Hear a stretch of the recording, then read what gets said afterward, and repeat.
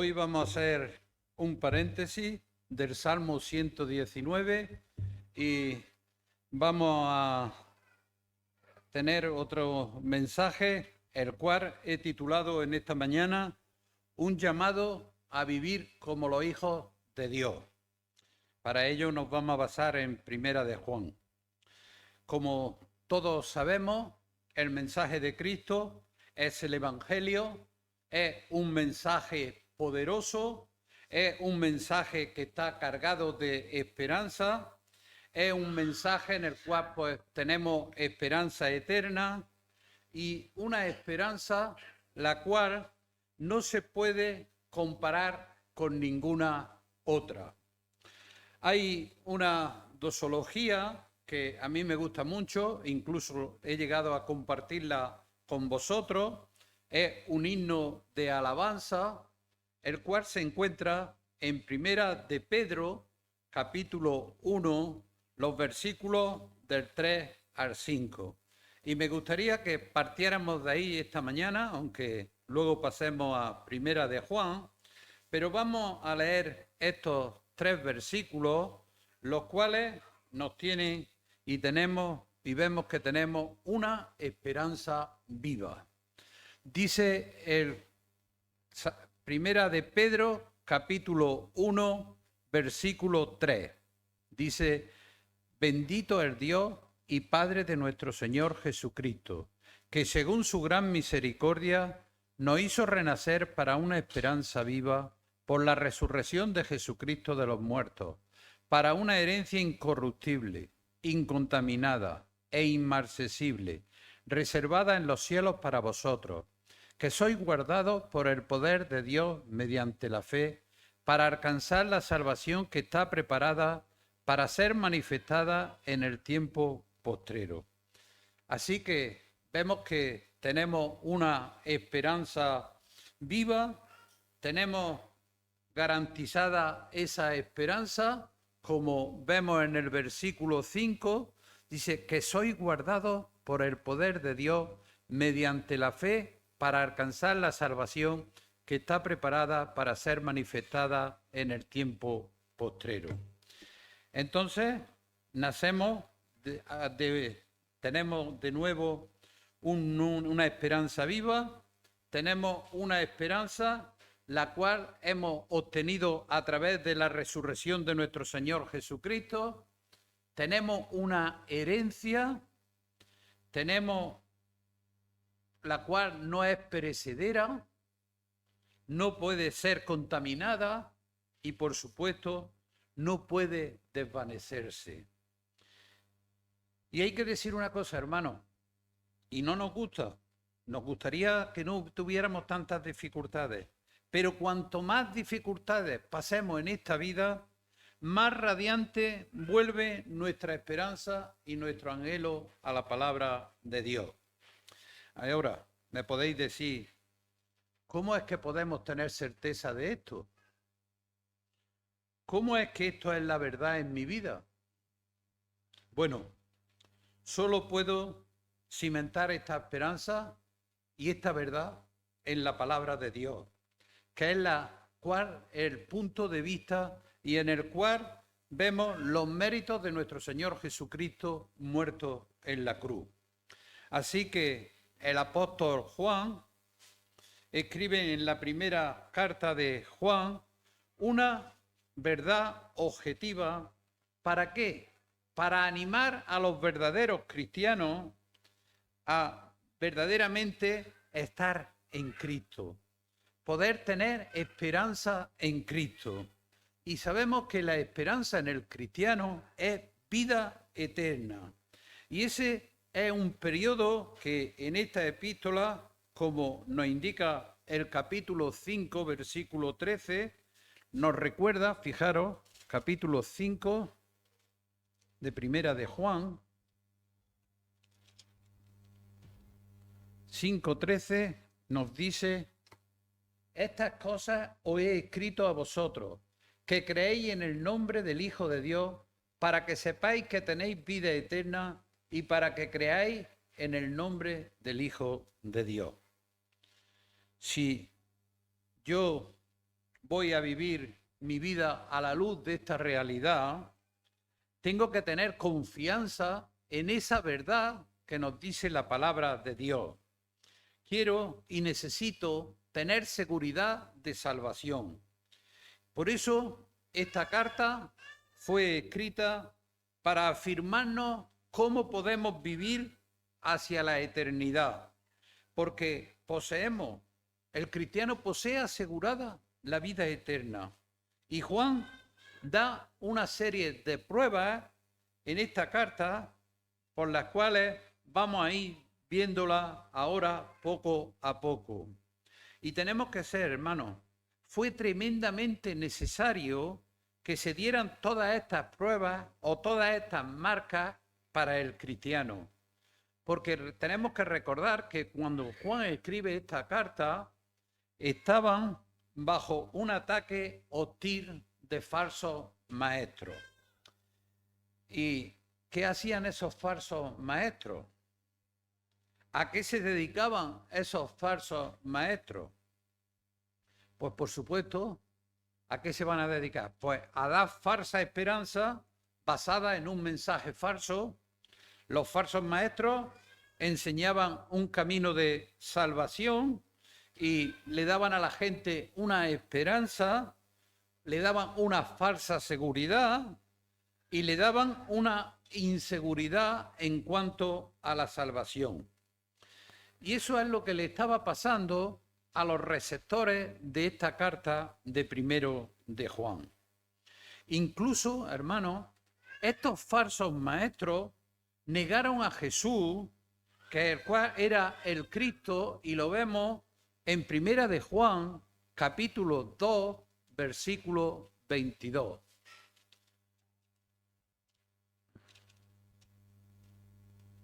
Primera de Juan 2, 22. ¿Quién es el mentiroso sino el que niega que Jesús es el Cristo? Este es anticristo, el que niega al Padre y al Hijo. Entonces, Juan nos está aquí previniendo ante esa venida de falsos maestros, los cuales pues estaban engañando a las personas sobre quién tenía derecho a esa esperanza eterna, quién tenía derecho a esa salvación. Y Juan lo que aquí está haciendo es librarnos del engaño. Eso es lo que Juan nos está escribiendo, para librarnos del engaño, de aquellos que dicen que podemos estar seguros de la salvación, aunque neguemos nuestro pecado, aunque neguemos nuestra realidad a Cristo, aunque vivamos en desobediencia, no cumplamos los mandamientos de Dios, no hay que tener amor hacia los demás. Y con el texto que vamos a leer esta mañana, Juan nos pone en la perspectiva adecuada. Para ello nos vamos a ir a primera de Juan, capítulo 3, los versículos del 1 al 5. Primera de Juan, capítulo 3, versículo del 1 al 5. Dice así la palabra de Dios, versículo 1. Mirad cuál amor nos ha dado el Padre, para que seamos llamados hijos de Dios. Por esto el mundo no nos conoce, porque no le conoció a Él. Amados, ahora somos hijos de Dios, y aún no se ha manifestado lo que hemos de ser. Pero sabemos que cuando Él se manifieste, seremos semejantes a Él, porque le veremos tal como Él es. Y todo aquel que tiene esta esperanza en Él, se purifica a sí mismo, así como Él es puro. Todo aquel que comete pecado, infringe también la ley, pues el pecado es infracción de la ley. Y sabéis que Él apareció para quitar nuestros pecados, y no hay pecado en Él. Juan usa estos versículos, como he dicho anteriormente, para que nos pongamos en una perspectiva adecuada, apuntándonos a aquellos que somos y que vamos a precisar de la palabra de Dios. En estos 5 versículos tenemos 4 características de un cristiano genuino. 4 características de un cristiano genuino. La primera característica dice: el creyente vive cimentado en el amor de Dios. Versículo 1 dice: mirad cuál amor nos ha dado el Padre, para que seamos llamados hijos de Dios.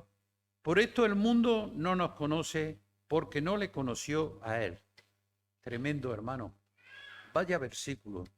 Juan está asombrado, está maravillado, está emocionado con esa realidad de que somos hijos de Dios. Está abrumado por contemplar esa asombrosa gracia de Dios. Y esa nos convierte que convierte a los pecadores en hijos de Dios. Hermanos, antes éramos pecadores y ahora nos convertimos en hijos de Dios. Por eso este versículo comienza con una exclamación: mirad, como si nos estuviera llamando a una atención especial. Mirad. Y luego me encanta lo que sigue diciendo: cuál amor nos ha dado. Hermano, lo que nos está diciendo: mirad, que hay un amor completamente desconocido para nosotros. No se parece a nada al amor humano. El amor de nuestro Señor no se parece en nada al amor humano. Es un amor que en esa experiencia humana no la hay. Es el amor que está por encima de todo. Es un amor que está por encima de nosotros. Esa misma palabra la usó Mateo capítulo 8, versículo 27. Cuando Jesús calmó el viento y el mar, ¿qué fue lo que dijeron? ¿Qué clase de hombre es este? ¿Es un extraterrestre? ¿Es un hombre de otro planeta? Pues no, hermano, es el mismo término que estamos usando esta mañana. Tenemos un Dios que nos ama infinitamente, con un amor que va mucho más allá de todo lo que conocemos. Un amor sobrenatural, ágape sobrenatural, ágape asombroso. La palabra ágape es la palabra para el amor de la voluntad. No es el amor erótico, hermano. No es amor afectuoso que surge con una amistad, o del amor entre un hombre y una mujer, o de un amor de amigos. No es ese tipo de amor familiar que es normal entre padre e hijo. Es el amor de la voluntad. Es el amor que básicamente ama porque elige amar. Es el amor de la elección. Y nos podemos preguntar: ¿y cuál es la máxima expresión de este amor? Pues Jesús mismo, hermano. Recordar, Jesús, ¿qué fue lo que dijo? Que nadie ha demostrado un amor más grande que el que da su vida por sus amigos. Es un amor abnegado. No busca nada para sí mismo. Solo entrega en beneficio de otros. Y Juan nos está diciendo que este amor es el que el Padre nos ha otorgado a ti y a mí.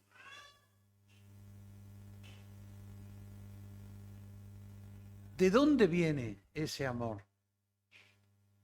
Vino del Padre, es sobrenatural, no es terrenal. La fuente y el origen son celestiales y Dios es el iniciador de este amor. Hermano, el cristiano vivimos en esperanza hacia la eternidad. ¿Por qué? Porque hemos sido hechos hijos suyos. Hemos sido hechos hijos de Dios. ¿Por qué? Porque nacimos de Él. Nacimos de Él, ¿por qué? porque Él nos eligió amarnos con un amor salvador. Y este amor va mucho más allá del amor que conocemos. Este amor se nos otorga y ese es el amor que Dios nos ha dado. Es un amor infinitamente, sin pedir nada a cambio. Primera de Juan, capítulo 4, versículo 9. En esto se mostró el amor de Dios para con nosotros, en que Dios envió a su Hijo unigénito al mundo para que vivamos por Él. Fue un amor inmerecido y soberano de Dios que no tiene explicación humana. Él nos amó porque estaba en Él amarnos, hermano. Él nos amó tanto que somos llamados hijos de Dios. Fijaros, hermano, nos trajo a su familia. ¿Sabemos lo que es esto? Somos hijos de Dios. No solo somos miembros de su reino, sino que somos familia. Somos adoptados como sus propios hijos amados.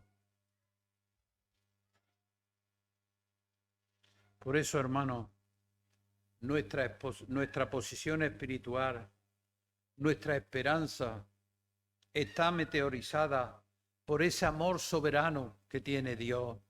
Él nos amó cuando éramos pecadores, hermano. Él me amó cuando yo era su enemigo. ¿Y qué fue lo que hizo? ¿Tirarme? No. Me hizo su hijo. Nos hace hijo de Él. Ahora, esa la realidad del amor de Dios no nos niega el resto de los atributos que definen ese perfecto carácter. Dios es amor, pero también Dios es amorosamente santo. Dios es amorosamente omnisciente. Dios es amorosamente justo. Dios es amorosamente vengativo. Dios es amorosamente misericordioso. Todos ellos están perfectamente mezclados en la persona de Dios. El amor está intrínsecamente en esa esencia de Dios, de modo que cada atributo de Dios está impregnado, podemos decirlo así, por cada uno de los demás atributos de Dios. Comenzaba diciendo, el creyente está cimentado en el amor de Dios. Estamos cimentados en el amor de Dios. Y esto nos debe de tener y nos debe de traer gran ánimo para el creyente. Fijaros, hermanos, hemos sido amados, hemos sido adoptados, hemos sido aceptados por Dios en Cristo. Romanos, capítulo 8, ¿qué es lo que dice? Nada nos podrá separar del amor de Dios que es en Cristo. Ahora, de acuerdo con esta segunda parte de este versículo 1, la gente, es decir, las personas no regeneradas, no pueden comprender quién somos realmente, hermano. No lo pueden comprender. ¿Por qué? Porque fijaros lo que nos dice Romanos capítulo 8, versículo 19, que nos está hablando de la gloria futura. Romanos capítulo 8, versículo 19.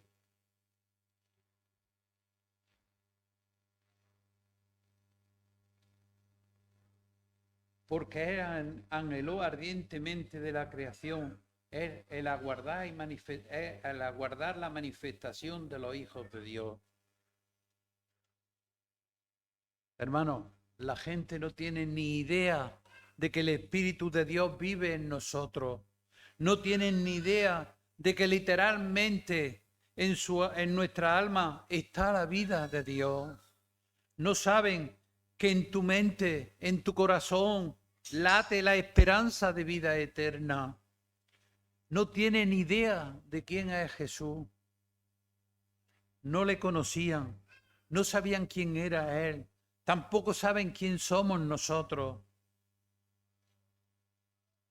Hemos sido amados para ser hijos de Dios. Hemos sido amados para ser hijos de Dios. El mundo no tiene ni idea de quién somos. No estamos en igualdad de condiciones con nadie en este mundo. Tenemos la verdadera vida de Dios. Tenemos la verdad, tenemos la vida eterna, que la palabra de Dios nos lo dice. ¿Y esto qué es lo que debería de hacernos? Enorgullecernos. Pero claro, también tendríamos que humillarnos. Realmente, ahora mismo no somos diferentes a ellos. En términos humanos hablando, es esto, de esa maravillosa gracia de Dios que tenemos, que el mundo no la tiene. En segundo lugar, el creyente es cada vez más conformado a la imagen de Cristo.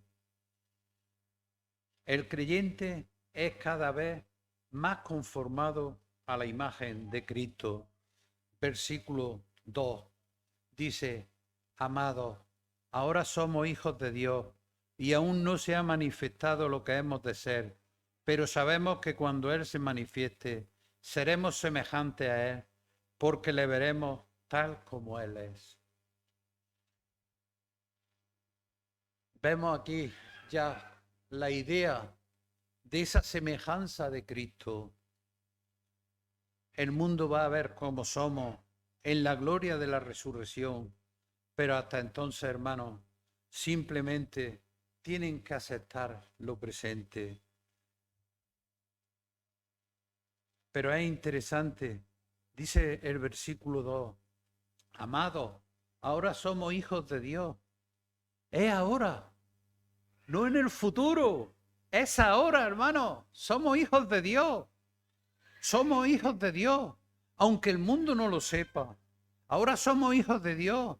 Dice, aún no se ha manifestado lo que hemos de ser. Y aquí está la clave para ver la eternidad, hermano. Cuando Él se manifieste, seremos semejantes a Él, porque le veremos tal como Él es. Para simplificar un poquito esto, hermano, cuando lleguemos al cielo seremos como Jesucristo. No solo vamos a entrar en el cielo, no solo vamos a estar hasta la casa del Padre, o aún mejor, va a ser hecho como Jesucristo. Cuando pensemos en la eternidad, pensar en esto, que vamos a ser como Cristo. Pablo dice en Filipenses capítulo 3, esta es la meta. Esta es la meta de mi vida. Este es el premio de ese llamamiento supremo a ser como Cristo. Esa es la meta de mi vida. Esa tiene que ser la meta de nuestra vida. Ahora somos en tiempo presente hijos. En tiempo presente, hermano, somos hijos. Todavía no se ha producido esa manifestación completa. Esa manifestación completa se coproducirá cuando el Señor venga. Y esa plenitud de nuestra formación no va a ocurrir hasta que Él venga. Recordar, hermano, en Tesalonicenses capítulo 4, Primera Tesalonicenses 4, dice, los muertos en Cristo resucitarán primero y son transformados. Pero cuando Él aparezca, en ese momento de su segunda venida, recibiremos nuestros cuerpos gloriosos. Primero, los creyentes en la iglesia, luego los santos del Antiguo Testamento, y al final del tiempo de la tribulación, cuando venga el Señor a establecer su reino. En este punto, entonces, somos hechos como Él, cuando le veamos tal como Él es. ¿Y por qué hizo Dios esto? ¿Por qué? Porque, hermanos, Dios quiere reflejar la gloria de Jesucristo a través de nosotros. Es simplemente una realidad absolutamente asombrosa. Romanos, capítulo 8, versículo 29. ¿Qué nos dice? Versículo que todos conocemos, incluso algunos hasta de memoria.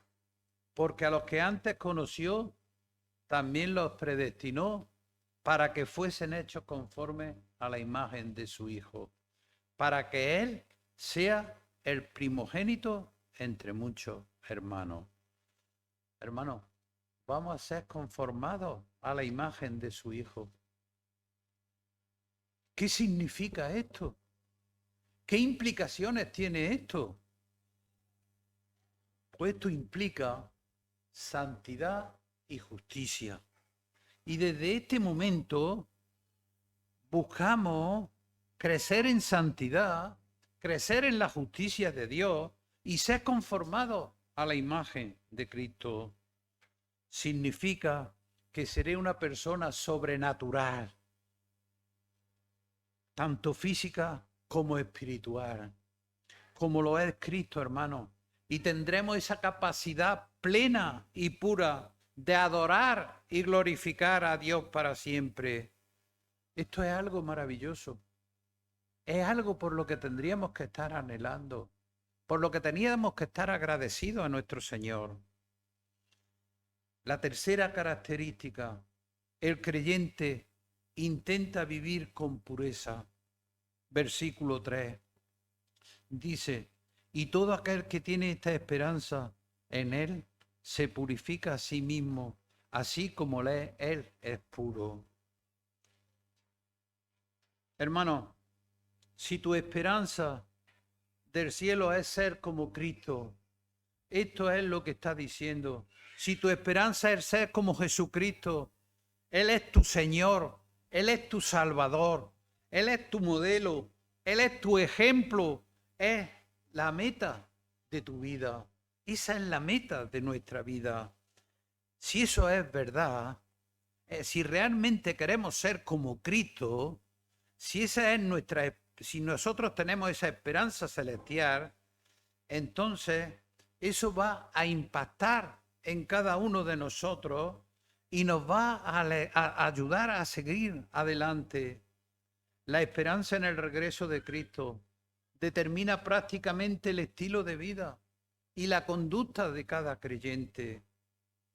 Si nosotros fijamos esta esperanza en el Señor, no en su lugar, no en una actividad como podemos hacer una persona, eso en sí mismo nos va a ayudar. Por eso, la idea de purificarse personalmente no significa que los cristianos pueden generar su propia santificación, no, sino que se está enfocando en la obra santificadora del Espíritu Santo. No se lleva a cabo esa separada de cualquier otra obediencia del creyente. El creyente tiene que ser obediente y el creyente tiene que usar los medios de esa gracia santificadora. Por eso, hermano, podemos entender como un llamado a los cristianos. Tienen que obedecer la palabra de Dios en todo y en cada uno de sus aspectos. Debemos de obedecer la palabra de Dios en todo y en cada uno de sus aspectos. El pastor John MacArthur, muerto hace poco, cita y leo: no puedo contemplar su gloria y tener un corazón que anhele ser como Él, para poder servir, adorar y alabar a Dios perfectamente como Él lo hace, sin que eso se filtre a mi vida aquí. No puedo tener un anhelo apasionado de ser como Cristo en la vida venidera, sin que afecte la vida que vivo aquí. Fin de la cita. Hermano, y por último, el cuarto punto, el creyente no practica el pecado. Versículos 4 y 5. Todo aquel que comete pecado infringe también la ley, pues el pecado es infracción de la ley, y sabéis que Él apareció para quitar nuestros pecados, y no hay pecado en Él. ¿Cómo diría yo? El pecado es errar en el blanco, es transgredir la ley de Dios, es ofender a Dios. En estos versículos, Juan está equiparando el pecado con una actitud de una anarquía o una rebelión contra Dios. Aquí no hay excepciones, hermano. No hay manga ancha. La palabra de Dios no tiene manga ancha. Todo aquel que practica esto habitualmente comete pecado, infringe también la ley. Esto es una característica clara de las personas que están fuera de la ley de Dios. No son personas regeneradas.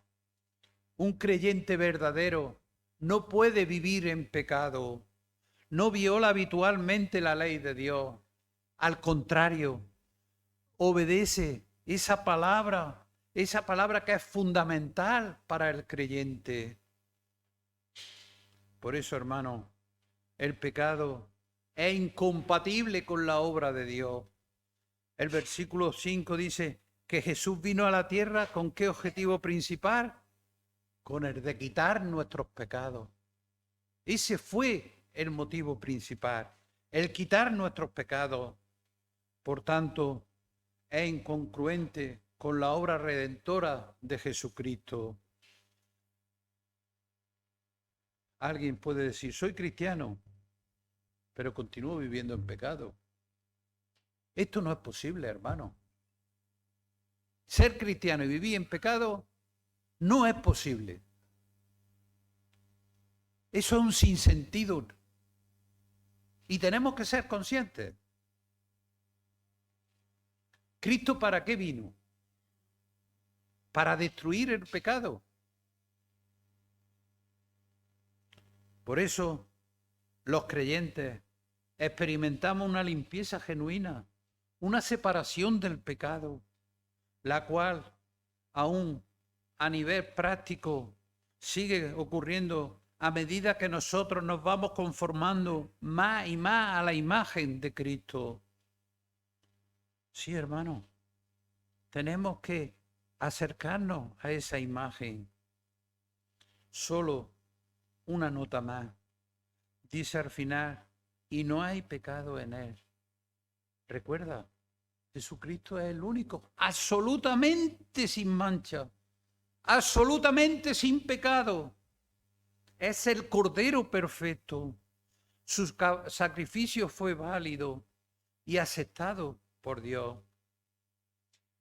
Por eso, hermano, aquellos que están cimentados en el amor de Dios, que están siendo cada vez más conformados a la imagen de Cristo, con esa esperanza de bienaventuranza, de que seremos como Él. Aquellos que andan intentando vivir con pureza, en obediencia a la palabra de Dios, y que no viven habitualmente en pecado, pueden estar seguros de la esperanza que tienen. Pero hay que cumplir estas características. Estamos envueltos en una guerra espiritual continua. ¿Qué dice Efesios 6? Es una guerra no contra carne o sangre, sino contra huestes espirituales de maldad en las regiones celestes. Luchamos con seres que no podemos ver, pero que son reales. Necesitamos estar seguros. Necesitamos permanecer firmes en la palabra de Dios. Y claro, por supuesto, ¿a dónde ataca Satanás? A nuestra fe. Trata constantemente de plantarnos dudas, de plantarnos temores en nuestro corazón. ¿Para qué? para que flaquee nuestra esperanza. Por eso, hermanos, necesitamos estar firmes, necesitamos estar afirmados en la verdad, necesitamos vivir confiados, examinar nuestra vida diariamente, vivir vidas que glorifiquen a Dios. Así es como debe de vivir el cristiano. Vamos a orar.